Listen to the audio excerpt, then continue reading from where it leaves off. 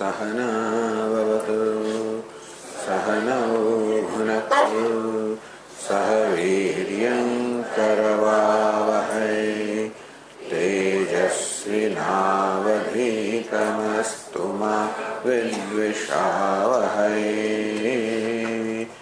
ओम शांति शांति शांति। ओम पूर्णमदः पूर्णमिदं पूर्णात् पूर्णमुदच्यते पूर्णस्य पूर्णमादाय पूर्णमेवावशिष्यते। ओम शांति शांति शांति। श्रुतिस्मृतिपुराणानाम् आलयं करुणालयं नमामि भगवत्पादं शङ्करं लोकशङ्करं शङ्करं शङ्कराचार्यं केशवं बादरायणं सूत्रभाष्यकृतौ वन्दे भगवन्तौ पुनः पुनः। गुरुरात्मेति मूर्तिभेदविभागिने व्योमवद्व्याप्तदेहाय दक्षिणामूर्तये नमः। अखण्डं सच्चिदानन्दम् अवाङ्मनसगोचरम् आत्मानमखिलाधारम् आश्रये भीष्टसिद्धये अर्थतोऽप्यद्वयानन्दान् अतीतद्वैतभानतः गुरूनाराध्यवेदान्त सारं वक्ष्ये यथामते।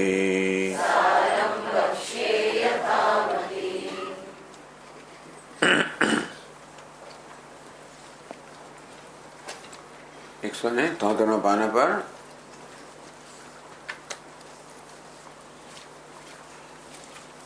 नौमो फकरो अस्य अज्ञानस्य आवरण विक्षेपनामकम् अस्ति शक्तिद्वयम्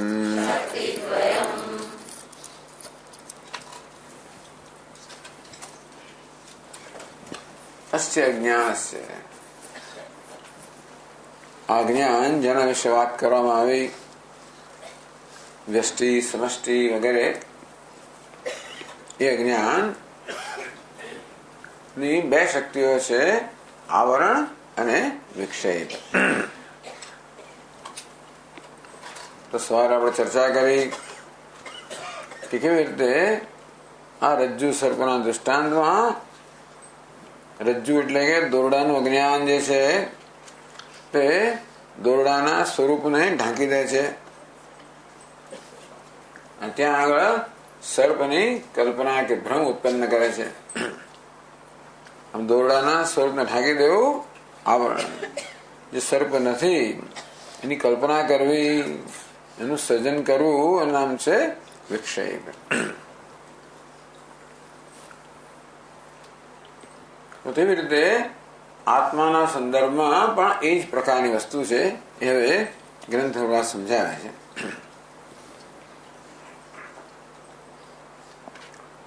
आवरण शक्तिस्तावत्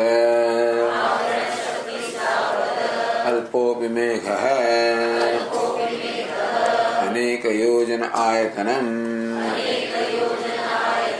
आदित्यमण्डलम् अनेक योजन आयतम् आदित्यमण्डलम् अवलोकयितृ नयनपथ विधाय યથા યથા આચ્છાદયતિ ઇવ તથા અજ્ઞાનમ પરિચ્છિન્નમ અવે આત્માનમ अपरिच्छिन्नम असंसारिणम अवलोकयित्र बुद्धिपिधायकतया आच्छादयति इव तादृशं सामर्थ्यं तदुक्तं घनच्छन्न दृष्टिः घनच्छन्नमर्कं यथा मन्यते निष्प्रभं चाति मूढः तथा बद्धवद्भाति यो मूढदृष्टेः स नित्योपलब्धिस्वरूपोऽहमात्मा इति।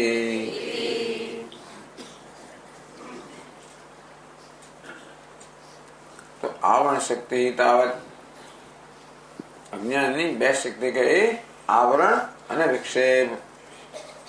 હવે આવરણે ઢાંકવું આવરણ શક્તિને તાવત સમજાવે છે. અલ્પોપી મેઘ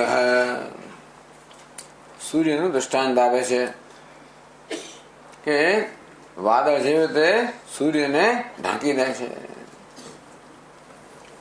આમ વાદળને જોવા જઈએ તો વાદળ તો કેટલું છે, સૂર્ય તો અનેક યોજ આયતમ યોજન, સૂર્ય તો અનેક યોજન લાખો માઇલના વિસ્તારના છે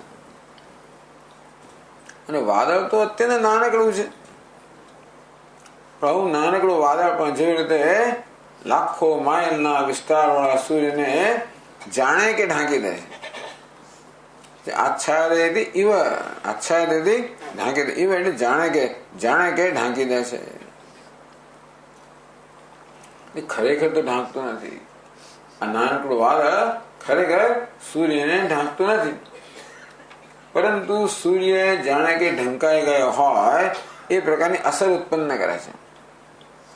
કેવી રીતે? તો કે જે અવલોકયિતૃ નયન પથ વિધાયકતયા, ખરેખર તો આ સૂર્ય તરફ જોનાર જે છે એની દ્રષ્ટિને ઢાંકે છે, એ સૂર્યને ઢાંકતો નથી, પણ અસર સરખી જ છે. આખો સૂર્ય ઢંકાઈ ગયો હોય કે જોનારની દ્રષ્ટિ ઢંકાઈ ગઈ હોય. કે તરણા ઓથે ડુંગર, સાંભળ્યું છે? તરણા ઓથે ડુંગર, એક તરણું આંખની એકદમ નજીક રાખે ને તો આખો ડુંગર ઢંકાઈ જાય. આમ તરણું કોઈ ડુંગરને ઢાંકી ના શકે, પણ તરણું આપણી દ્રષ્ટિને ઢાંકે અને તેથી જાણે કે ડુંગર ઢંકાઈ ગયો. તેવી રીતે આવું નાનકડું વાદળ આપણી દ્રષ્ટિને ઢાંકે છે. અસર એવી જ છે કે આવા હજારો લાખો માઇલ નો વ્યાસ ધરાવનાર આ સૂર્ય છે એ જાણે કે ઢંકાઈ ગયો. અસર સરખી જ છે. પ્રશ્ન એ છે કે આ અજ્ઞાન તથા અજ્ઞાનમ પરિચ્છિન્નમ અપી, અજ્ઞાન પણ એવી રીતે મર્યાદિત છે, મિથ્યા છે, પરિચ્છિન્ન છે, અલ્પ છે. આત્માનમ અપરિચ્છિન્નમ, આત્મા તો પરિચ્છિન્ન એટલે મર્યાદિત, અપરિચ્છિન્ન અમર્યાદિત.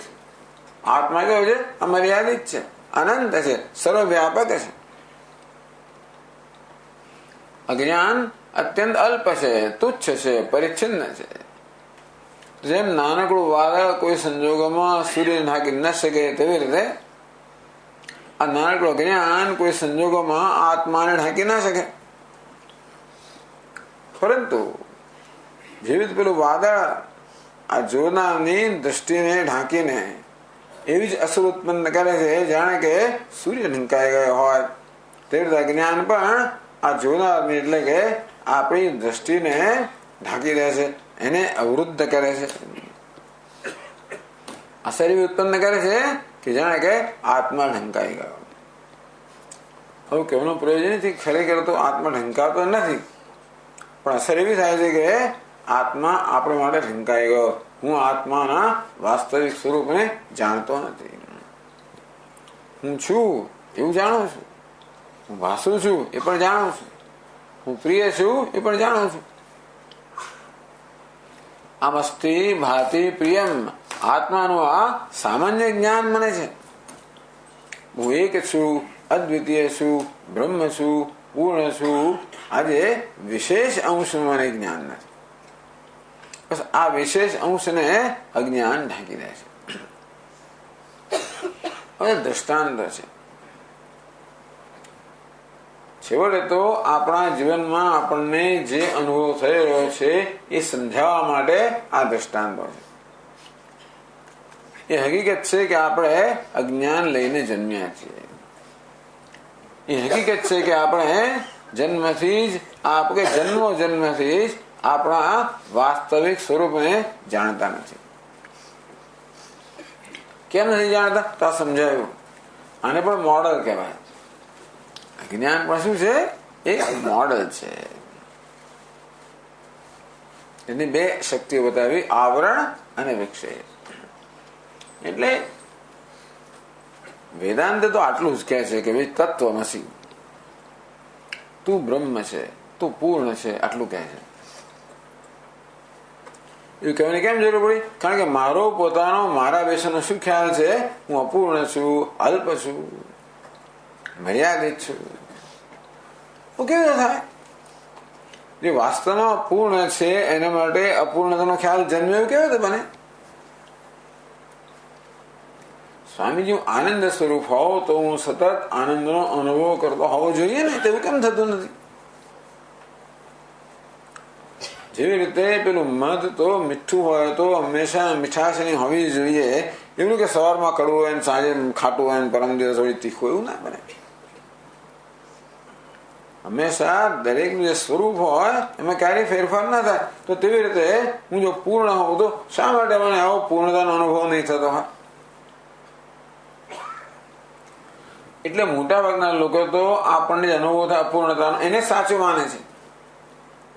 વેદાંત સિવાયના બધા લોકો એમ માને છે કે આત્મા અપૂર્ણ છે, અલ્પ છે, અણુ છે, નાનકડો છે. કોઈ કહે કે એ વળી એક અંશ છે, ઈશ્વર એક છે, ઈશ્વરનો અંશ છે.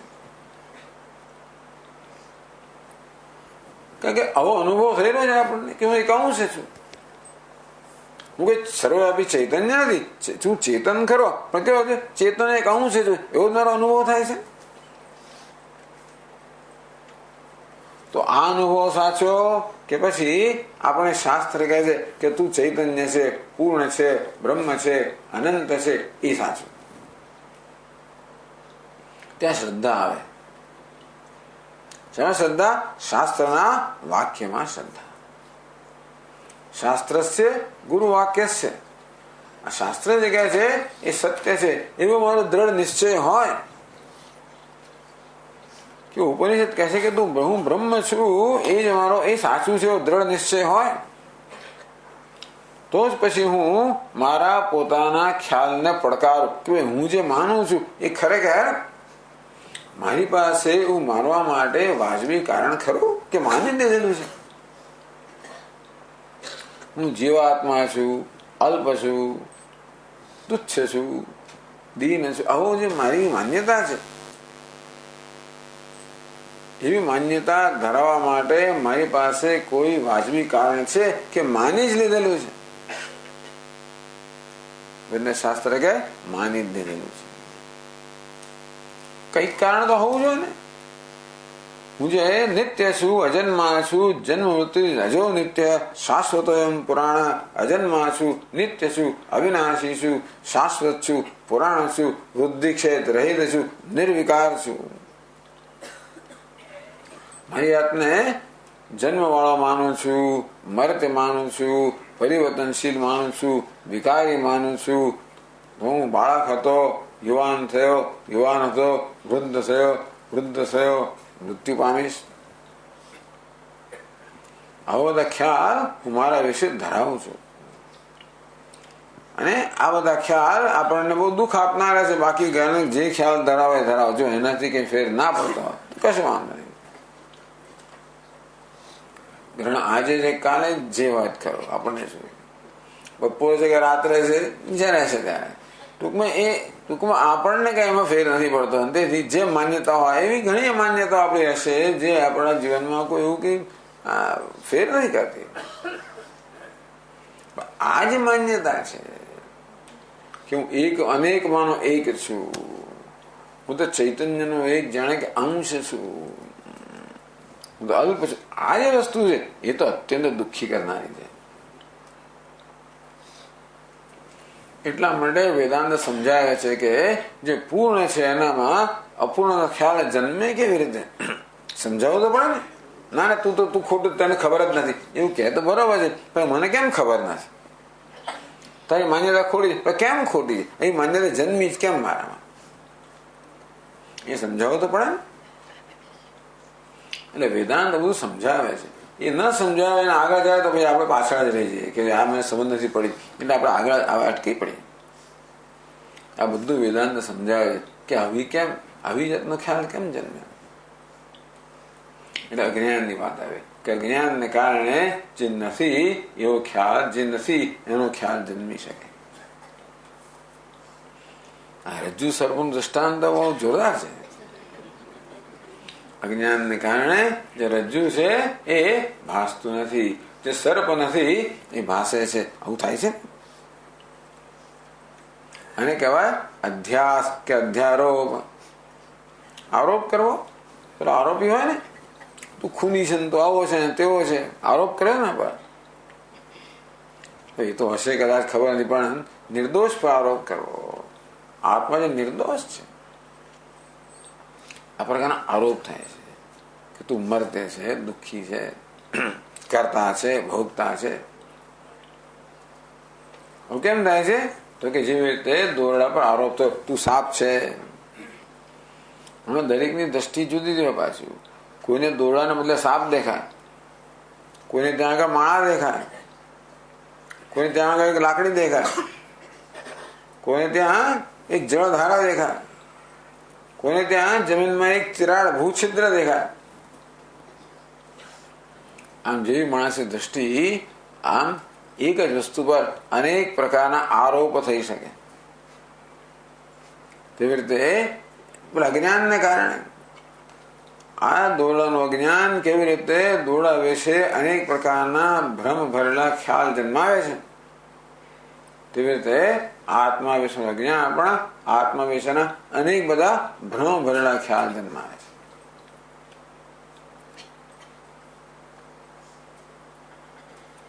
પણ આવું કેમ?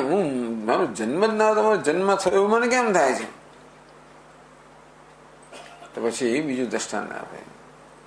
ઘણી વાર એકના ધર્મનો બીજાની અંદર તાદાત્મ્ય થઈ જાય. જેવી રીતે લોખંડનો ગોળો અને આગ, લોખંડના ગોળાને ભઠ્ઠીમાં તપાવવામાં આવે તો લાલ છોડો બની જાય, તો લોખંડના ગુણો છે એ અગ્નિમાં જાણે કે આવી જાય, અગ્નિના ગુણો જાણે કે લોખંડમાં આવી જાય. અગ્નિના કયા ગુણ? લાલ રંગ છે, એની ઉષ્ણતા છે એ લોખંડમાં આવી જાય. લોખંડ કાળું છે એ લાલ ભાસે, ઠંડુ છે એ ગરમ, આપણને એનો સ્પર્શ લાગે. લોખંડના ગુણ અગ્નિમાં આવી ગયા. ગોળાકાર તો લોખંડનો આકાર છે, અગ્નિ તો આકાર વગરનો છે, પણ આકાર વાળો ભાસે. અને શું પરસ્પર તાદાત્મ્ય, એવું જ કશું અહીં થઈ રહ્યું છે. આપણા શરીર, ઇન્દ્રિયો, મન, બુદ્ધિનો જે સંઘાત છે એ પણ લોખંડ જેવો છે. અચેતન છે, નિર્જીવ છે, જડ છે, અને આત્મા ચેતન છે. એ પરસ્પર તાદાત્મ્ય. આત્માના ગુણો જાણે કે અનાત્મામાં આવી ગયા, અનાત્માના ગુણો જાણે કે આત્મામાં આવી ગયા. એ જન્મ કોનો છે? આ દેહનો છે. એ જન્મ આપણો જે દેહનો ધર્મ છે એ જાણે કે એના પર એનો આત્માનો અધ્યારોપ થયો ને તેથી આત્માનો જન્મ છે એવું મારો એવો ભ્રમ જન્મ્યો. જેમ ચાહે મને દજાડ્યો, કોણ દજાડે છે? અગ્નિ દજાડે. તો મારો જન્મ થયો, ખરે કોણ છે? દેહનો જન્મ થાય છે. પણ દેહના ધર્મનો પોતાના પર અધ્યારોપ કરીને હું માનું છું કે મારો જન્મ થયો, મારું મૃત્યુ થશે. એવી રીતે આ દેહ મર્યાદિત છે, એક જ સ્થળે છે, બીજા સ્થળે નથી, સ્થળમાં મર્યાદિત છે, અમુક જ કાળ માટે છે, પહેલા નહોતો પછી નહીં હોય, કાળમાં મર્યાદિત છે. ખાલી મનુષ્ય છે એમાં માછલી જેવી તરવાની તાકાત નથી, ઘોડાની જેમ દોડવાની તાકાત નથી, પક્ષીની જેમ ઉડવાની તાકાત નથી. આમ દેશમાં, કાળમાં, વિશેષતામાં બધી રીતે આ ઉપાધિ કેવી છે? પરિચ્છિન્ન છે. એ બધો અધ્યારોપ આત્મા પર કરે. હું પણ દેશમાં પરિચ્છિન્ન અહીં જ છું, બીજે નથી. કાળમાં પરિચ્છિન્ન, આ સમય પહેલા નહોતો પછી નહીં હોવ. વસ્તુમાં પરિચ્છિન્ન, આવો જ છું અને આવો નથી.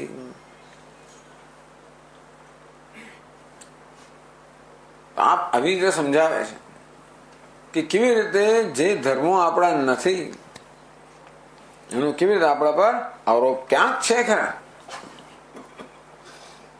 ક્યાંય નથી એવું નથી, ક્યાંક છે. જન્મ ક્યાંક છે પણ આપણે માનીએ છીએ ત્યાં નથી. આપણે માનીએ છીએ આત્માનો જન્મ તો કે ત્યાં નથી, દેહમાં છે. પણ અવિવેક ન કરવા, વિવેક કરવામાં ન આવે, દેહ આત્માને દેહથી જુદું જણાવવામાં ન આવે ત્યાં સુધી દેહના આત્માને એક જ માનવામાં આવે. તેથી આ દેહના ધર્મો આત્માના છે એ માન્યતા ધરાવી છે. તેમાં આત્માના ધર્મો, દેહ તો ચેતનતા તો આત્માનો ધર્મ છે. આપણે દેહને ચેતન માનીએ, અમારે દેહના આત્મા માનીએ છીએ. આત્મા અત્યંત પ્રિય છે. એ પ્રિયતા દેહ માટે, દેહ પ્રિય બની ગયો. બાકી દેહમાં પ્રિય પણ કશું જ નથી. ભાર્યા બિભ્યતિ તસ્મિન કાય. પછી ગોવિંદમાં કે એક વાર દેહમાં હતી ચેતનતા, જેમ પ્રાણ ઉડી ગયો પછી એ દેહ તો ભાર્યા બિભ્યતિ, એની પત્ની આટલો પ્રેમ કરતી હતી એ પણ હવે ભયભીત થઈ જાય છે. દેહનો એવો જ ધર્મ છે. પરંતુ આત્માની ચેતનની સંધિને કારણે જીવંત ચેતનંતો ભાસે છે. આમ દેહ જે ચેતનતા અભિવ્યક્ત કરે છે કે પ્રગટ કરે છે કે જણાવે છે કે દાવો કરે છે ચેતન હોવાનો, એની પોતાની ચેતનતા નથી. કોની છે? આત્માની છે.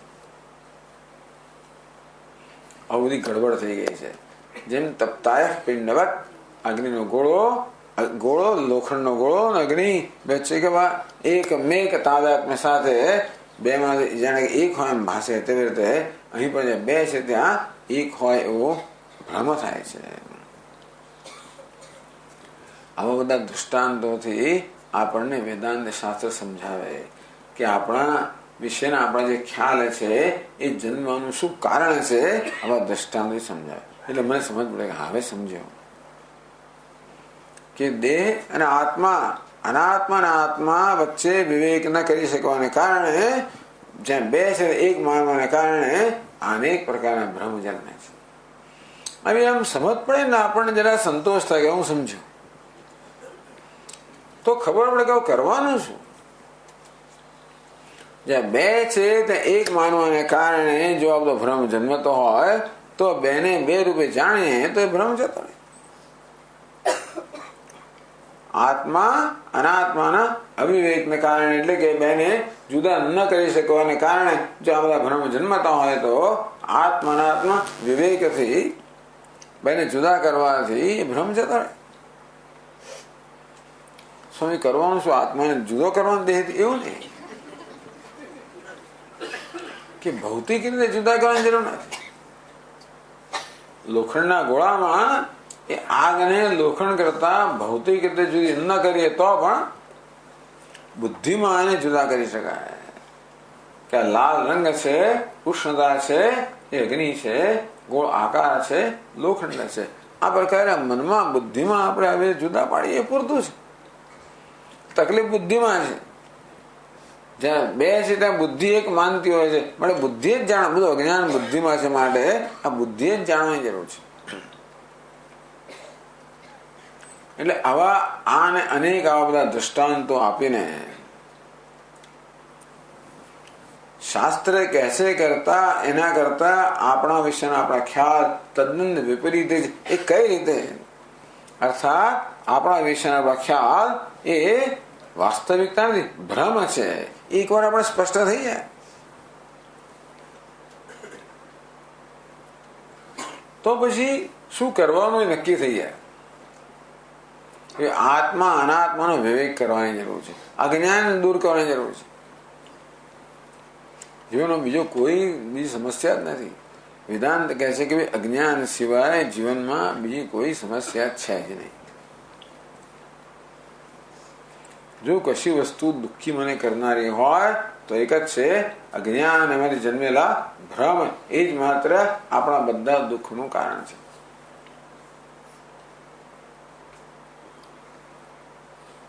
બાકી જ્યાં જે થવાનું હોય ને આપણે કંઈ પડી હોત નહીં, આપણે માત્ર આપણા વિશે જ પડી હોય છે. કશીક વસ્તુ આ હું સાથે જોડાય ને ત્યારે સુખ દુઃખનું કારણ બને, બાકી આપણે કઈ ચિંતા નથી. હિમાલયમાં કશું થાય તો આપણને કંઈક થાય કે આપણા દેશમાં કંઈક થયું. પેલી યુરોપમાં કેટલાય ફ્લડ આવે છે ને ક્યાંય શું થાય છે, વાંચી છાપું પાનું ફેરે કંઈ નથી થતું આપણને. એ મોટા ભાગના નહીં થતો, એ લોકોને થતું હોય છે થનારને, પણ પાનું ફેરવી દઈએ છે. એ દેશમાં આપણો કોઈ માણસ હોય ને મિત્ર, તો આપણે જરા ધ્યાન રાખીને વાંચીએ કે શું થયું, એનું શું થયું, તરત ફોન કરીએ. એટલે ટૂંકમાં આ હું સાથે કશી વસ્તુ જયારે સંકળાય ત્યારે જ આપણા સુખ દુઃખનો વિષય બને, બાકી ના બને. એટલે સૌથી મોટો આપણી સમસ્યા કોણ છે? હું જ મારા જીવનની સમસ્યા છે. I am the problem, I am the solution. Swamiji કહે હું જ સમસ્યા છું, હું જ ઉકેલ છું. આ ભ્રમ ધરાવનાર હું સમસ્યા છું અને ભ્રમથી મુક્ત હું ઉકેલ છું. એટલે હું પ્રત્યે ધ્યાન દોરે છે વેદાંત. બધા પ્રશ્નો ત્યાં છે. એકવાર તમે એ ઉકેલો પછી દુનિયાના પ્રશ્નો ઉકેલો. એરોપ્લેનની અંદર જાત જાતની જાહેરાત હોય ને, સેફટી માટેની, સલામતી માટેની.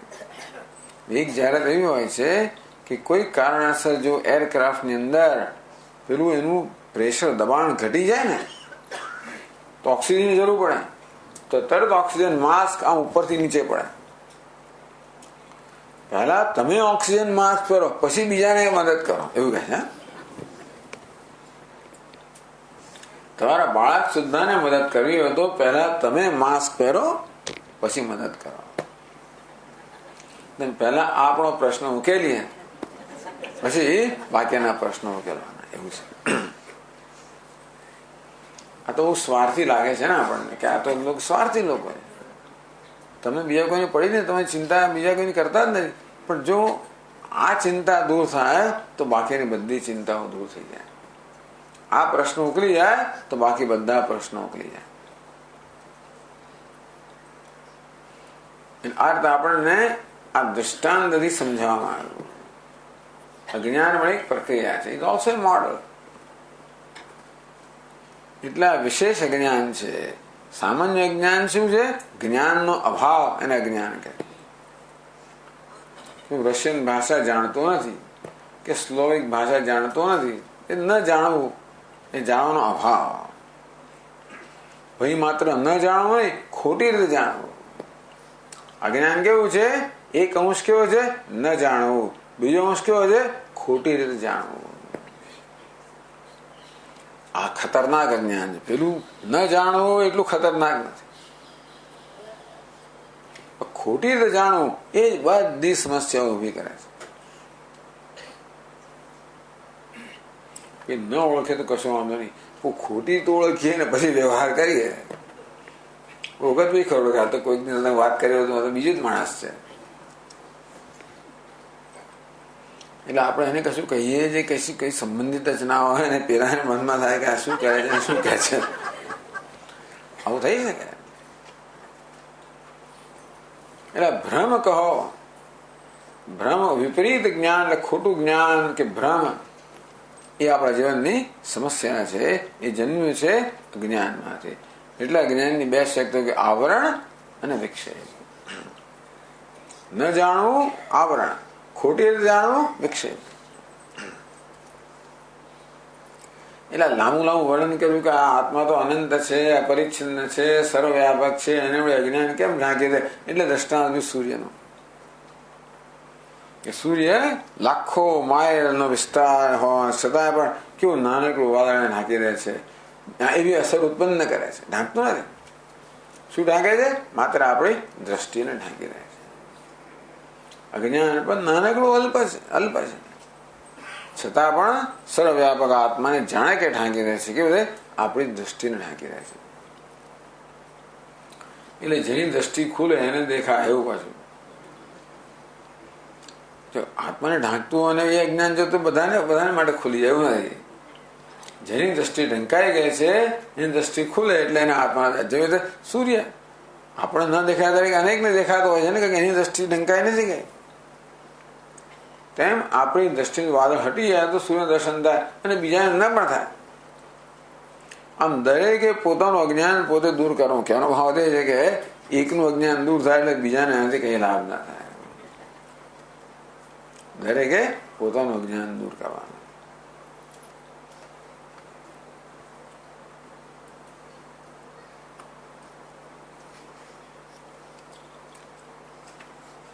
તો દુક્તમ આ વસ્તુ એટલે આ ગ્રંથકારની એક વિશેષતા છે કે પોતે જે વસ્તુ કહે, જે વિધાન કરે, જે સ્ટેટમેન્ટ આપે કે વિધાન કરે, એના સમર્થનમાં હંમેશા કાંઈ ને કાંઈ ક્યાં તો શ્રુતિમાંથી કે પછી સ્મૃતિમાંથી કે બીજા આચાર્યના વચનનો ઉદ્ધૃત કરીને પોતે જે કહ્યું છે ને સમર્થનમાં, કે હું જો આ મારી પોતાની માત્ર અક્કલથી કહેતો નથી, આવું શાસ્ત્રમાં કહેવાયેલું છે. એ જ વસ્તુ વેદાંત સાર છે. વેદાંત અનેક બધા ગ્રંથો છે, એમાંનો સાર અહીંયા આપવામાં આવે. એટલે અહીં જે આપવામાં ક્યાંક હોવું જોઈએ, નહીં તો એનો સાર ક્યાંથી કહેવાય. અહીં જે કહેવામાં આવ્યું એના સમર્થનમાં આ જ વિચાર બીજી કઈ જગ્યાએ વ્યક્ત થયેલો છે એ આપણને દ્રષ્ટાંત સમજાવે છે. એટલે એક નાનકડું કૃતિ છે ને હસ્તામાં લખી. શંકરાચાર્ય મહારાજ જે છે ક્યાં ગયા? આ બાજુ. એમાં 4 શિષ્યો છે. હવે કયું કોણ છે એમાં થોડું જરાક ગૂંચવાડો છે મારા મનમાં તો છે.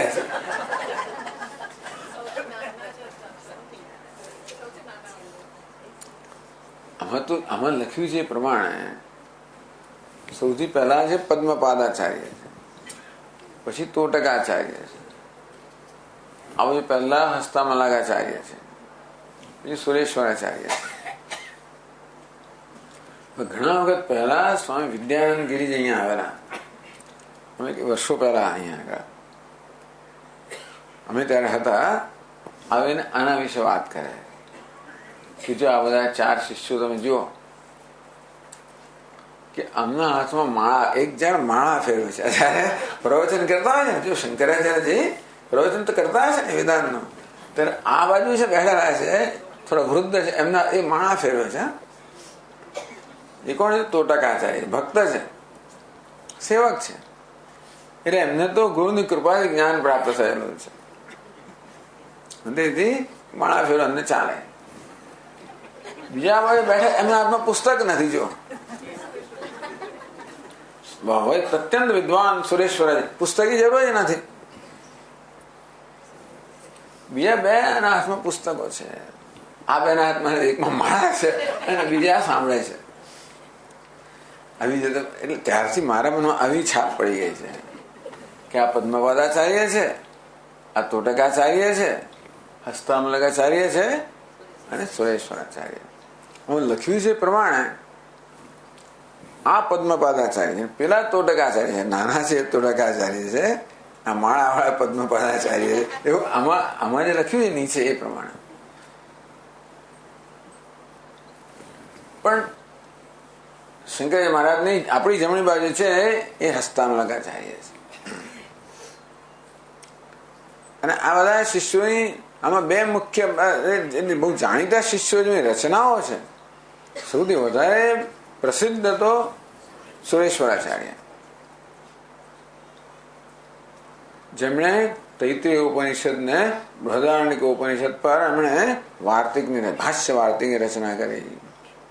દક્ષિણામૂર્તિ સ્તોત્ર પર માનસોલ્લાસની રચના કરી, વહી નિષ્કર્મ સિદ્ધિની રચના કરી, અને બીજી પણ રચનાઓ છે. પદ્મવાદાચાર્ય બહુ વિદ્વાન હતા. એમણે પંચપાદિકાની રચના કરી. બ્રહ્મસૂત્ર પર એમણે પહેલા 4 સૂત્ર પર એમણે જે ટીકા કરી ભાષ્ય પર, અને પંચપાદિકા કહે છે. બીજા લોકો હવે જે તોટકાચાર્યની પણ એક રચના છે. કયું છે પેલું? શ્રુતિસાર સમુદ્ધરણમ. એ તોટક છંદમાં જ છે. એ તોટકાચાર્ય કેમ કહેવાય? એમણે તોટક છંદમાં રચના કરી માટે. વિદિતા ખેલે શાસ્ત્ર સુધા જલધે વગેરે. એ તોટક છંદ માટે તોટકાચાર્ય કહેવાય. એ તોટક છંદમાં એમણે કે 162 કેવા શ્લોકોનું શ્રુતિસાર સમુદ્ધરણ એવી રચના કરી છે. હસ્તામલકાચાર્યે રચના કરી આ એક આપણને મળે છે. એ 12 શ્લોકોની એક રચના છે, એને હસ્તામલકી એમ કહે છે. એમાંનો એક શ્લોક છે, અહીંયા આગળ ટાંકવામાં આવ્યો. ઘનચ્છન્ન દૃષ્ટિ ઘનચ્છન્ન મર્કમ યથા મન્યતે નિષ્પ્રભમ ચાતિ મૂઢ તથા બદ્ધવદ ભાતિ યો મૂળ દૃષ્ટે સ નિત્યોપલબ્ધિ સ્વરૂપોહમાત્મા. સહ નિત્યોપલબ્ધિ સ્વરૂપોહમાત્મા. આમ આત્મા, આત્મા શું? કેવો આત્મા? નિત્ય ઉપલબ્ધિ સ્વરૂપ, નિત્ય જ્ઞાન સ્વરૂપ, નિત્ય સ્વપ્રકાશ સ્વરૂપ. એટલે સ્વયં પ્રકાશ એ સદા પ્રકાશમાન છે, ક્યારે ઢંકાતો નથી. એને કોઈ ઢાંકી ના શકે એવો નિત્ય ઉપલબ્ધિ સ્વરૂપ, જ્ઞાન સ્વરૂપ, અનુભવ સ્વરૂપ, ચૈતન્ય સ્વરૂપ આત્મા હું છું. એવું હોવા છતાંય પણ જે બધા મૂર્ખ લોકો, મૂળ લોકો હોય, એ માને છે કે આત્મા ઢંકાઈ ગયો છે. ઘનચ્છન્ન દૃષ્ટિ, જેની દૃષ્ટિ છે, નજર કે આંખો ઘનચ્છન્ન, ઘન વાદળ, વાદળથી આચ્છાદિત થઈ ગઈ છે. જેની દૃષ્ટિ વાદળથી ઢંકાઈ ગઈ છે. એ શું માને છે? ઘનચ્છન્ન મર્કમ યથા મન્યતે. એ માને છે કે ખરેખર તો આ સૂર્ય વાદળથી ઢંકાઈ ગયો છે. નિષ્પ્રભમ ચાતિ મૂળ, સૂર્ય અત્યંત નિસ્તેજ થઈ ગયો છે. અત્યંત મૂળ માણસ જાણતો નથી કે સૂર્ય તો સદા પ્રકાશમાન છે, ક્યારેય નિસ્તેજ બને જ નહીં, ક્યારે ઢંકાય પણ નહીં વાદળથી. પણ એની દ્રષ્ટિ વાદળ ઢંકાઈ ગયો છતાં હોવાના કારણે એમ માને કે સૂર્ય ઢંકાઈ ગયો. સૂર્ય પ્રકાશતો નથી કે નિસ્તેજ બની ગયો. તથા બદ્ધવદ ભાતિયો મૂળ દૃષ્ટે, તથા યહ જે આત્મા મૂળ દૃષ્ટે, જે મૂળતાની દૃષ્ટિ ધરાવનાર, એટલે મૂળ મનુષ્ય. કારણ કે જેની દ્રષ્ટિ અજ્ઞાનથી છવાઈ ગઈ છે. જેમ પેલી દ્રષ્ટિ વાદળ છવાના કારણે સૂર્ય નથી વાસતો, તેવી રીતે જેની દ્રષ્ટિ અજ્ઞાનથી છવાઈ ગવાના કારણે આત્મા ભાસતો નથી. એમ નહીં, ઉલટો ભાસે છે. બદ્ધવદ ભાતિ, જે સૂર્ય જે પ્રકાશમાન છે એ પેલાને નિષ્પ્રભ નિસ્તેજ ભાસે છે. તેમાં આત્મા જે નિત્ય મુક્ત છે એ મૂળ મનુષ્યને જાણે કે બદ્ધવત બંધાયેલો હોય, બદ્ધવત બંધાયેલો હોય એવું ભાસે છે. એમ કરીને આ શ્લોકમાં કહેવામાં આવ્યું ઘનચ્છન્ન દૃષ્ટિ. ખરેખર તો આ મનુષ્યની દૃષ્ટિ વાદળથી ઢંકાઈ ગયેલી છે. એ માને છે કે સૂર્ય ઢંકાઈ ગયો છે, જ્યારે વાસ્તવમાં એની દ્રષ્ટિ વાદળથી ઢંકાઈ ગઈ છે. તેવી રીતે આ માણસ માને છે કે આત્મા બંધાયેલો છે, બદ્ધ છે, વાસ્તવમાં એની દ્રષ્ટિ અજ્ઞાનથી ઢંકાઈ ગઈ છે, વિકૃત થઈ ગઈ. ઢંકાઈ વિકૃત થઈ ગઈ છે. એટલે ખરેખર તો વાદળ તો એક જ કામ કરે, ઢાંકવાનું. અજ્ઞાન તો 2 કામ કરે છે, ઢાંકી દે અને ત્યાં પાછી ભ્રમ ઉત્પન્ન કરે. એવું કહેવાનો પ્રયત્ન થયો. નિષ્પ્રભમ ચાતિ મૂળ, અત્યંત મૂળ માણસ માને કે સૂર્ય તો પ્રકાશ તો બંધ થઈ ગયો, આપણે ન માનીએ, પણ અત્યંત મૂળ માણસમાં ને સૂર્ય પ્રકાશ તો બંધ થઈ ગયો. આમ સ્વયં પ્રકાશ સૂર્ય પર આવે તે ન પ્રકાશ તો હોવાનો હોવો જોઈએ, વિપરીત ખ્યાલ જન્યો. તેવી રીતે નિત્ય મુક્ત આત્મા માટે આ બદ્ધ છે એવો વિપરીત ખ્યાલ જન્માવે છે અવિદ્યા.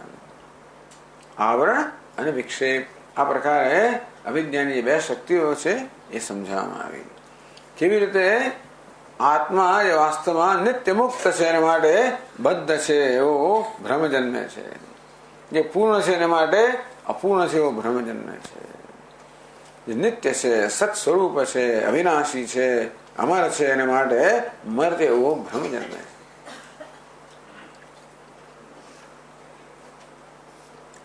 હવે આવરણ શક્તિ માટે આગળ કહે છે 176 પાના પર.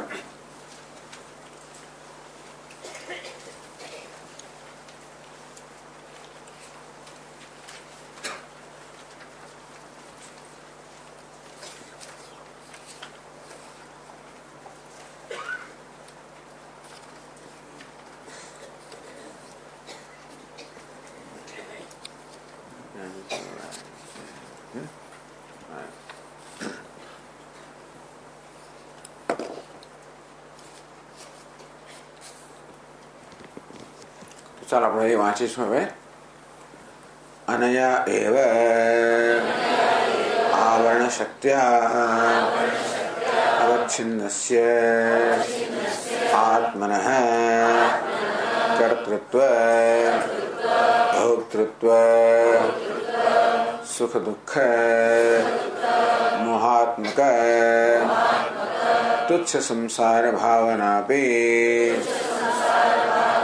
સંભાવ્યતે યથા સ્વઅજ્ઞાનેન આવૃતાયાં રજ્વાં સર્પત્વ સંભાવના. એટલે આ અજ્ઞાન માત્ર ઢાંકતું જ નથી, પરંતુ વિપરીત ખ્યાલોની સંભાવના ધરાવે છે. અજ્ઞાનમાં આ પ્રકારની, અજ્ઞાનના ગર્ભની અંદર આ પ્રકારની સંભાવના રહેલી છે, ખોટો ખ્યાલ ઉત્પન્ન કરવાની, વિક્ષેપ ઉત્પન્ન કરવાની, વિપરીત જ્ઞાન ઉત્પન્ન કરવાની. અને એવ આવરણ શક્ત્યા અવચ્છિન્નસ્ય આત્મનઃ, આ જ આવરણ શક્તિથી ઢંકાયેલો જે આત્મા છે, બસ એ કહી દો અવચ્છિન્નસ્ય આત્મનઃ. પહેલા કહ્યું કે આપણી બુદ્ધિ ઢંકામાં છે, કહ્યું કે ભાઈ આ એની અસર એવી જ છે કે આ અજ્ઞાનથી ઢંકાયેલો આત્મા કર્તૃત્વ ભોક્તૃત્વ સુખ દુઃખ મોહાત્મક તુચ્છ સંસાર ભાવના બી. તો સંસારનું વર્ણન કર્યું. સંસાર કોણ કહે? કર્તૃત્વ ભોક્તૃત્વ સુખ દુઃખ મોહાત્મકત્વ. ચાલો તુચ્છ સંસાર ભાવના, એ કર્તૃત્વ ભોક્તૃત્વ સુખ દુઃખ મોહાત્મક તુચ્છ સંસાર ભાવના આપી. વાસ્તવમાં આત્મા એટલે હું કેવો છું? અકર્તા છું, અભોગતા છું. અકર્તા એટલે હું, એટલે આત્મામાં કોઈ પ્રકારનું કર્મ નથી. હું એટલે કે આત્મા ક્યારેય કર્મ કરતો નથી, સાથે ક્યારે પણ કશી વસ્તુ ભોગવતો નથી, કર્મફળનો ભોગતા પણ નથી. આત્મા વિશેની આ એક વાસ્તવિકતા છે કે કરવાપણું ભોગવવાપણું આત્મામાં ચૈતન્યમાં નથી. ચૈતન્ય નિર્વિકાર છે. નિર્વિકારમાં આ કરવાપણું પણ એક વિકાર છે, ભોગવવાપણું પણ વિકાર છે, આવા કોઈ સુખ પણ વિકાર છે, સુખિત્વ દુઃખિત્વ, સુખી હોવું દુઃખી હોવું મૂળ હોવું, આ બધા ખ્યાલો જ આપણે સેવી હું કર્મ કરનાર છું, આ અજ્ઞાન જન્મેલો ભ્રમ છે. હું ફળ ભોગવનાર છું, વળી અજ્ઞાન જન્મેલો ભ્રમ. હું સુખી છું, અજ્ઞાન જન્મેલો ભ્રમ. હું દુઃખી છું, અજ્ઞાન જન્મેલો ભ્રમ. હું મૂળ છું, વળી પાછો ભ્રમ. એટલે આ બધા પ્રકારના ભ્રમ જન્માવવાની સંભાવના અજ્ઞાનમાં રહેલી છે. એ જન્મ્યા ને જન્મશે. જેવી રીતે સુષુપ્તિમાં માત્ર એક આવરણ જ હોય છે. આપણે જયારે ગાઢ નિદ્રામાં હોય ત્યારે ત્યાં આગળ અજ્ઞાની વિક્ષેપ શક્તિ માત્ર આવરણ શક્તિ જ છે. એ ત્યાં હું મારી જાત કઈ જાણતો નથી, મારી જાતને પણ જાણતો નથી, બીજા કશાને પણ જાણતો નથી. ક્યાં? સુષુપ્તિમાં ગાઢ નિદ્રામાં માત્ર આવરણ છે. અજ્ઞાનિક આવરણ કેવું છે? અનેક પ્રકારના વિક્ષેપો અંદર ધરાવતું હોય છે. કેવા? સંસ્કારના રૂપમાં. જો જાગું કે તરત જ હું પિતા છું, માતા છું, સુખી છું, દુઃખી છું, કરનાર છું, ભગવાન, આ બધા ખ્યાલો મારા માન પર સવાર થઈ જાય છે. એ ક્યારે સવાર થઈ જાય? સુષુપ્તિમાં એ ખ્યાલો સ્પષ્ટ ન હતા, અસ્પષ્ટ રૂપમાં રહેલા હતા, સંસ્કારના રૂપમાં રહેલા હતા, સંભાવના પોટેન્શિયલ રૂપમાં રહેલા હતા. તો જાગ્રત થઈ ત્યારે એ માત્ર અવ્યક્ત રૂપમાં રહેતા એ વ્યક્ત બને. તેવી રીતે અજ્ઞાનની અંદર અવ્યક્ત રીતે આપણા કર્તૃત્વ, ભોક્તૃત્વ અનેક બધા ખ્યાલો રહેલા છે. માત્ર આવરણ હોય ત્યારે બધા ખ્યાલો આપણને સ્પષ્ટ ના હોય. જેમ કે સુષુપ્તિમાં આ કરતા આપણું, ભોગતા આપણું કોઈ ખ્યાલ ત્યાં આગળ સ્પષ્ટ નથી. અને તેથી એ ખ્યાલોને કારણે જન્મનાર દુઃખ પણ ત્યાં નથી. આનો પ્રત્યેક ખ્યાલ છે ને ભ્રમ છે, એ દુઃખ જન્માવે છે. હું કર્મ કરનાર છું, બહુ મોટા દુઃખનું કારણ. કર્મ કરીએ, જો આપણે બહુ સિન્સિયર હોઈએ, નિષ્ઠ હોઈએ, અને મારે સાચું જ બોલવું જોઈએ, મારે ખોટું ના કરવું જોઈએ, કોઈની લાગણી ન દુભાવવી જોઈએ, કોઈને ઈજા ન કરવી, આવી જાતની આવા મૂલ્યો હું ધરાવતો હોઉં મારા વિશે, અને પછી ગુસ્સામાં કંઈક બોલાઈ ગયો અને કોઈની લાગણી દુભાઈ ગઈ, તો પછી મને શું થાય? અંદર અપરાધની ગિલ્ટ ફિલિંગ થાય, અપરાધની લાગણી જન્મે. જ્યાં કર્તૃત્વ છે ત્યાં હંમેશા ગિલ્ટ કે અપરાધની લાગણીની સંભાવના રહેલી જ છે. તો ભોગતૃત્વ, તમે કંઈક કરો એનું ભોગ બનો. હું કહું એનો ભોગ તમે બનો, તમે કહો એનો ભોગ હું બનો. તમે કંઈક કહી દીધું, તમે ગુસ્સામાં આવી ગયા, કે જાણી જોઈને કહ્યું, જે કારણ હોય. બધા ગુસ્સાથી જ કેવું નથી હોતું, બધા જાણી જોઈને પણ કહેતા હોય છે, સંભળાવતા હોય છે. એવું પણ હોય, કંઈક સંભળાવ્યું, મારી લાગણી દુભાઈ, તો હું ભોગતા છું, અને તેથી લાગણી દુભાવવાની હર્ટ, લાગણી દુભાવી આવી સંભાવના થાય. આમ કર્તૃત્વમાંથી ગિલ્ટ, ભોક્તૃત્વમાંથી હર્ટ. બસ આ દુઃખની સંભાવના આવી જ ગઈ ત્યાં બધી. હું સાંભળનાર છું, તકલીફ. ન સાંભળવાનું સાંભળી લીધું, અથવા જે સાંભળવું તો ન સંભળાયું, શું કહ્યું? કોઈ શું કહ્યું? સ્વામીજી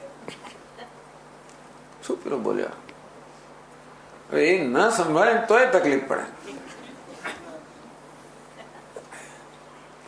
સાંભળવાનું ન સંભળાય તોય તકલીફ, ન સાંભળવાનું સંભળાય તોય તકલીફ. તકલીફ જ તકલીફ. હું સાંભળનાર છું, બોલનાર છું, ખાનાર છું, પીનાર છું, વિચારનાર છું, ચાલનાર છું, ફરનાર છું. આ દરેક દરેક ખ્યાલમાં કશે ને કશે તકલીફની સંભાવના રહેલી જ છે. અને સંસાર કયો? કરતા કર્તૃત્વ, ભોક્તૃત્વ દ્રષ્ટાંત આપ્યું. કર્મ ખરે ક્યાં કોણ કરે છે? ઉપાધિ દ્વારા કર્મ થાય છે. આ દેહ, ઇન્દ્રિય, મન, બુદ્ધિ ને બધું ઉપાધિ બધું કર્મ કરે છે. તો આત્મા એટલે ચૈતન્ય છે, એનો એમાં શું ભાગ છે? એ તો માત્ર સન્નિધિ જ છે. આત્માની સન્નિધિમાં સર્વ કર્મ થતા હોય છે.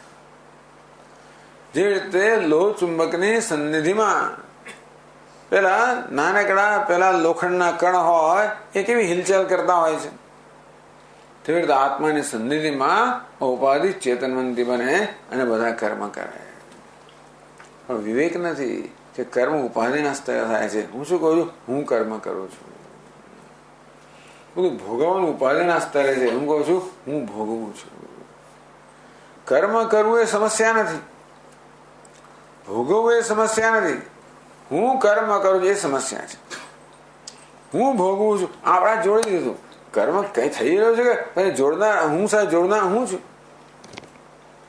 તેમ સુખ એ સમસ્યા નથી, સુખી એ સમસ્યા છે. દુઃખ પણ સમસ્યા નથી, દુઃખી એ સમસ્યા છે. આ સુખી એટલે કોણ ખબર છે? સુખ અને હું આ બેને જોડવામાં આવે એટલે સુખી નામની વસ્તુ જન્મી, હસ્તી જન્મી. સુખ તો મનની વૃત્તિ છે અને હું તો એનો દ્રષ્ટા છું. પણ એ બેનો વિવેક ન થવાના કારણે હું અને સુખ બેને જોડી રસું તો સુખી એટલે સંસારી. દુઃખ પણ મનની વૃત્તિ છે. હું તો એનો સાક્ષી છું, દ્રષ્ટા છું. પણ એ પ્રકારનો વિવેક ન હોવાના કારણે બેને જોડી દીધા, બધી ખ્યાલ જન્મ્યો દુઃખી સંસાર. મોહ એટલે ન સમજવું, ખોટું સમજવું, એ પણ ક્યાં છે? મનમાં છે. પણ હું સાથે જોડે કહું છું હું મૂળ છું, સુખી છું, દુઃખી છું, મૂળ છું. આ બધો શું છે? આ સંસાર. સંસાર એટલે દુઃખની પરંપરા. આમ તો જન્મ મૃત્યુની પરંપરાને સંસાર કહેવામાં આવ્યો. મરીશું જયારે મરીશું ત્યારે ખરા, પણ જીવીએ છીએ ત્યારે પણ સતત દુઃખની પરંપરા છે. એનો શું? ઘણી વાર મરવાનું તો સારું છે, છૂટ્યા એમાંથી, પણ એટલે દુઃખની પરંપરા સંસાર છે ને. પ્રત્યેક ખ્યાલ દુઃખ જન્માવનારો છે. બાકી આપણે હું ના જોડે આપણે કોઈ પ્રશ્ન જ નથી. કર્મ થઈ રહ્યું હોય પણ એમાં હું ના જોડાય તો મને કઈ ચિંતા નથી. શું થયું શું ના થયું, ઉપાધિ દ્વારા થયું છે, મારે શું છે? નહીં કિંચિત કરો મેં, હું તો કઈ કરતો જ નથી.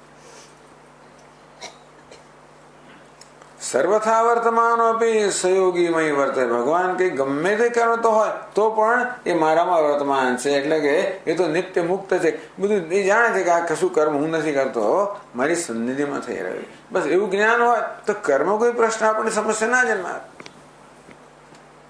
એ સારું ખોટું જે થાય જ ખરું, જો એની સાથે હું ના જોડાયેલા હોઉં તો. તેમ ભોક્તૃત્વ પણ હું જોડાવું તો ભોગતા પણ ભોગ કઈ મારામાં કોઈ સંસાર નથી, એ દુઃખ નહીં જન્માવતો. સંસાર દુઃખની પરંપરા. એનું કારણ શું?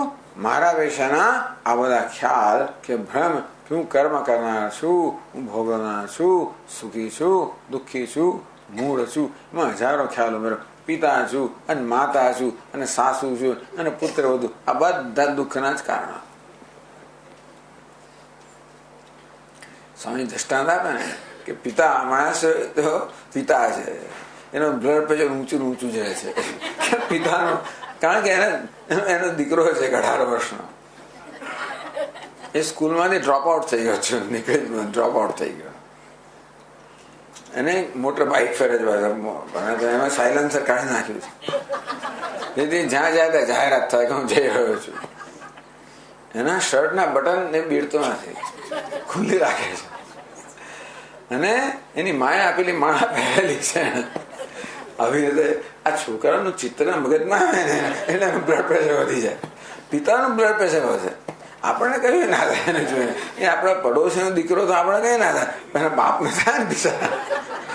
પિતા એટલે બ્લડ પ્રેશર, મા એટલે બીજું બ્લડ પ્રેશર, સાસુ એટલે બ્લડ પ્રેશર અને પુત્ર વધુ એટલે બ્લડ પ્રેશર. દરેક પોતાના હું વિશે દરેક ખ્યાલમાં એટલે બ્લડ પ્રેશર થાય ને થવાની સંભાવના રહેલી છે. પોતાની પુત્ર બધું ના ગમતી હોય તો બ્લડ પ્રેશર, ગમતી હોય તો બ્લડ પ્રેશર થાય. કે એનું શું, કેમ પાછી નથી આવે, કેમ ગઈ, શું થયું, એ રીતે પણ થાય. એ રાગ હોય ત્યાં બ્લડ પ્રેશર હોય અને દ્વેષ હોય ત્યાં બ્લડ પ્રેશર હોય. આ સંસાર બધો હું પર કેન્દ્રિત છે. હું એટલે આ હું વિશેના આ બધા ખ્યાલો કે ભ્રમ પર કેન્દ્રિત છે. ભ્રમ એનું કારણ છે. એ જન્મ્યા છે મારી અજ્ઞાનમાં. આવરણમાં બધા ભ્રમની સંભાવના સંસ્કાર રહેલા છે. અવ્યક્ત રૂપમાં આ બધા ભ્રમ રહેલા જ છે. પેલી વિક્ષેપ શક્તિ ભ્રમને બહાર જ લાવે છે. એ ન હોત તો કશું કોઈ બહાર ના લાવી શક્યો હોત. એટલે એકવાર અજ્ઞાન દૂર થયું, વિક્ષેપને જે કરવું એ કરે. અજ્ઞાન દૂર થયું ને પછી વિક્ષેપ કશું ના કરી શકે. જેવી રીતે આ ઝાંઝોનું જળ છે એને આપણે સાચું જળ માનતા હોઈએ તો પછી અનેક પ્રકારની મુશ્કેલી ઊભી થાય. એ જોઈએ ને આપણને તરતમાં આપણી તરસ પેલું આપણો મોંમાં તરસ હોય ને, મારું ગળું શું થાય, મારે જવું છે, મારે પાણી પીવું છે, પછી એ તરફ દોડો અને પછી જળ તો મળે નહીં, થાકી જાઓ અને પડી જાઓ. એકવાર પેલું આવરણ જતું રહ્યું કે આ તો ઝાંઝવાનું જળ, ભલે ને વિક્ષેપ છે, ઝાંઝવાનું જળ એ વિક્ષેપ છે. કારણ કે જ્યાં સૂર્યનો પ્રકાશ ને રેતુનો આ થાય સંયોગ એટલે પેલું એક જે અવસર જન્મે એને આપણે જળ ઝાંઝવાનું જળ કહીએ, એ વિક્ષેપ છે. ભાઈ ઝાંઝવાનું જળ સાચું જળ છે, એ અજ્ઞાન છે. એ જળને સાચું માનવું એ અજ્ઞાન છે. એ જતું રહે પછી ભલે ને ઝાંઝવાનું જળ દેખાય પણ ઝાંઝવાનું જળ છે એવું ખબર તો વાંધો નથી. આખી દુનિયા વિક્ષેપ છે એ સમજાવશે. આખી દુનિયાનું સર્જન વિક્ષેપ શક્તિએ કર્યું. જ્યાં દુનિયાને સાચી માનવામાં આવે, પેલા ઝાંઝવાના જળ સાચું જળ માનવામાં આવે તો જેમ દુઃખ જન્માવે તો એ રીતે આ જગતને સાચું માનવામાં આવે અનેક પ્રકારનું દુઃખ જન્માવે. એકવાર મિથ્યા છે એવું જ્ઞાન થઈ જાય પછી જગત જે હોય ખરું, પછી વિક્ષેપ આપણને દુઃખ ના આવે. આવરણ સહિત નો વિક્ષેપ દુઃખ આપે. આવરણ દૂર થાય પછી વિક્ષેપ ભલે ને રહ્યો તો વાંધો નથી. પછી વિક્ષેપનો આનંદ, ઝાંઝવાનું જળ કેવું સરસ દેખાય છે. ખબર ઝાંઝવાનું જળ છે પછી તમે જુઓ તો ખરા એની કરામત તો જુઓ. જે નથી ત્યાં જળ દેખાય છે, તો બધું સરોવર દેખાય છે, એમાં તરંગો દેખાય, અરે એમાં તો વાણ પણ દેખાય છે, બહુ દેખાય ને. પણ એ બધી વસ્તુઓ માત્ર ભ્રમ અત્યારે દેખાવા જ છે એવું જ્ઞાન હોય તો પછી તમે આનંદ લઈ શકો. વાદળ કેવી જાતની કરામતો કરતા હોય છે ને બધી, આપણો આનંદ લઈ જાણીએ છીએ કે આ આખો રાજમહેલ દેખાય છે, ખરેખર છે નહીં. અને એ આવરણ શક્ત્યા અવચ્છિન્ન આત્મન, આ જ આવરણ શક્તિથી અવચ્છિન્ન થયેલો ઢંકાઈ ગયેલો આત્મા જે છે એવી આત્મા માટે કર્તૃત્વ, ભોક્તૃત્વ, સુખિત્વ, દુઃખિત્વ, મૂળત્વ આ પ્રકારનું તુચ્છ સંતુચ્છત્વ, સંસાર ભાવનાનું તુચ્છ છું. આવી સંસારની ભાવના એટલે દુઃખ જન્માવનારી ભાવનાઓ કહો કે ભ્રમ કહો, સંભાવ્યતે આવરણમાં વિક્ષેપની સંભાવના રહેલી છે. આ કેવું આવરણ છે? વિક્ષેપની સંભાવના જેમ રહેલી છે એવું આવરણ છે. ખાલી ચાઇનીઝ ભાષા જાણતો નથી એ જ્ઞાનના અભાવમાં એ વિક્ષેપની સંભાવના રહેલી નથી. એ માત્ર જ્ઞાનનો અભાવ છે ને એવા જ્ઞાનમાં વિક્ષેપની સંભાવના નથી. પણ આ કેવું અજ્ઞાન છે? વિક્ષેપની સંભાવના વાળું અજ્ઞાન છે. યથા સ્વજ્ઞાનેન આવૃતાયામ રજ્વામ સર્પત્વ સંભાવના, જેવી રીતે સ્વજ્ઞાને એટલે રજ્જુ જ્ઞાનને આવૃતાયામ રજ્વામ, જેમ અજ્ઞાનથી જે ઢંકાઈ ગયું છે એવા રજ્જુમાં સર્પની સંભાવના છે. એટલે રજ્જુમાં સર્પની સંભાવના કહો કે રજ્જુના અજ્ઞાનમાં સર્પની સંભાવના કહો. એટલે ટૂંકમાં વિક્ષેપની સંભાવના વાળું અજ્ઞાન છે. એ અહીંયા કહેવામાં આવ્યું. અવ્યયમાં જ્યાં વિક્ષેપ અવ્યક્ત રૂપમાં રહેલો છે અને કાળક અને વ્યક્ત થાય ત્યારે એ અનેક પ્રકારના ભ્રમ સમજ સર્જતા હોય છે. ઓમ પૂર્ણમદ પૂર્ણમિદમ પૂર્ણાત પૂર્ણમુદચ્યતે પૂર્ણસ્ય પૂર્ણમાદાય પૂર્ણમેવાવશિષ્યતે. ઓમ શાંતિ શાંતિ શાંતિ. શંકરં શંકરાચાર્યં કેશવં બાદરાયણં સૂત્રભાષ્યકૃતો વંદે ભગવન્તો પુનઃ પુનઃ. ઈશ્વરો ગુરુરાત્મેતિ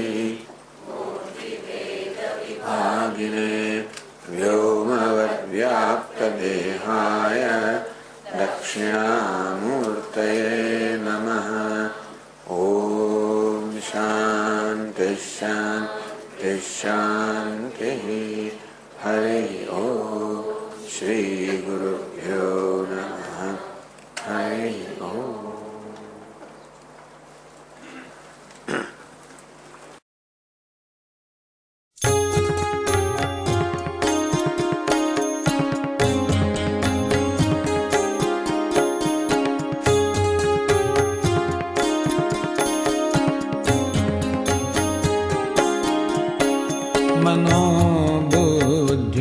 मनोबुद्ध्यहंकार चित्तानि नाहं न च श्रोत्रजिह्वे न च घ्राणनेत्रे न च व्योमभूमिर्न तेजो न वायुः चिदानन्दरूपः शिवोऽहं शिवोऽहं चिदानन्दरूपः शिवोऽहं शिवोऽहम्।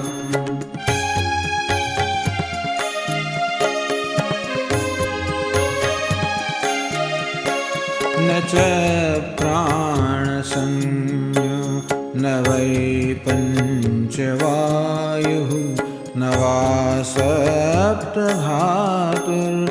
वा पञ्चकोशः न वा पाणिपादं न चोपस्थपायुः चिदानन्दरूपः शिवोऽहं शिवोऽहं चिदानन्दरूपः शिवोऽहं शिवोऽहम्।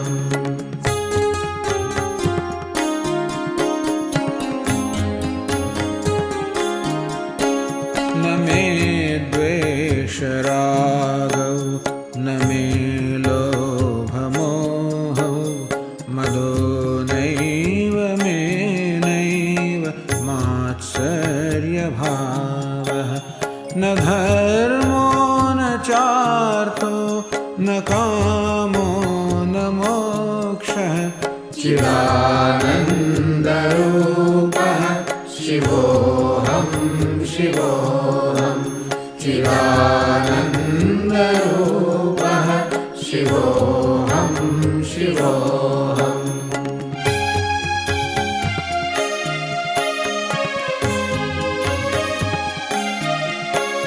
न पुण्यं न पापं न सौख्यं न दुःखं न मन्त्रो न तीर्थं न वेदा न यज्ञः अहं भोजनं नैव भोज्यं न भोक्ता चिदानन्दरूपः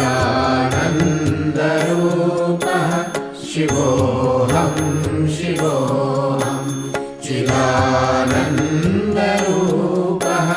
शिवोऽहं शिवोऽहम्।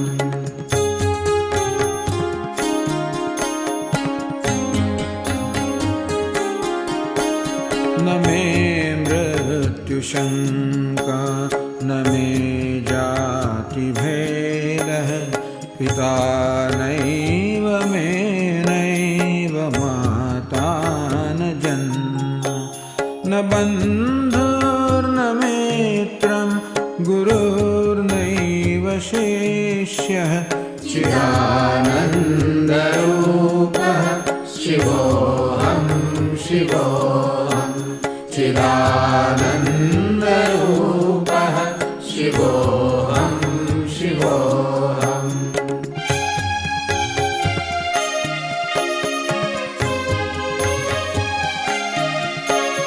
अहं निर्विकल्पो निराकाररूपः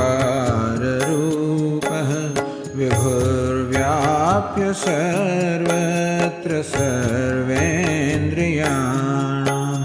सदा मे समत्वं न मुक्तिर्न बन्धः चिदानन्दरूपः शिवोऽहं शिवोऽहं चिदानन्दरूपः शिवोऽहं शिवोऽहं शिवोऽहं शिवोऽहं शिवोऽहं शिवोऽहं शिवोऽहं